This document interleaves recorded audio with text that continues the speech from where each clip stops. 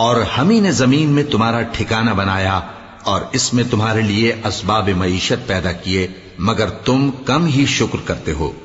اور ہم ہی نے تم کو ابتدا میں مٹی سے پیدا کیا، پھر تمہاری شکل و صورت بنائی، پھر فرشتوں کو حکم دیا کہ آدم کے آگے سجدہ کرو، تو سب نے سجدہ کیا لیکن ابلیس کہ وہ سجدہ کرنے والوں میں شامل نہ ہوا۔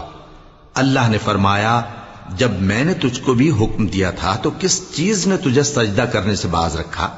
اس نے کہا کہ میں اس سے افضل ہوں، مجھے تو نے آگ سے پیدا کیا ہے اور اسے مٹی سے بنایا ہے۔ فرمایا، تو بہشت سے اتر جا، تجھے شایع نہیں کہ یہاں تکبر کرے، پس نکل جا کہ تو ذلیل لوگوں میں سے ہے۔ اس نے کہا کہ مجھے اس دن تک مہلت عطا فرما جس دن لوگ قبروں سے اٹھائے جائیں گے۔